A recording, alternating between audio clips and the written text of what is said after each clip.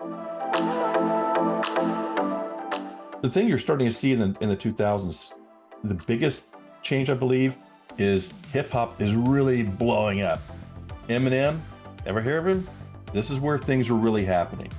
And this is just the beginning of the hip hop takeover of pop music. I think of like Nickelback and Creed and the Fray, and even Maroon 5 had some alternative elements where you started seeing in pop music, it wasn't just these catchy choruses repeated over and over again, but there was a little bit of depth that came into it. That's actually when I started falling in love with music, because that's the era that I grew up on. My artist back then was Alicia Keys. I liked her because she had a lot of good R&B music and a lot of music that was upbeat and happy, you know, made your vibe feel, you made your energy and your vibe feel good. The one single they just killed was Hey Ya by OutKast, which came out, I think, in 2004. It's just such an infectious song. You want to listen to that all the time.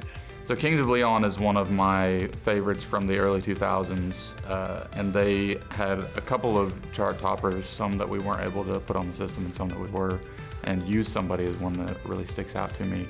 Beyonce's there, Taylor's there. No Doubt just kind of moved into more of a pop thing. Gwen Stefani's moving out of, from out of the alternative scene into more of a pop scene.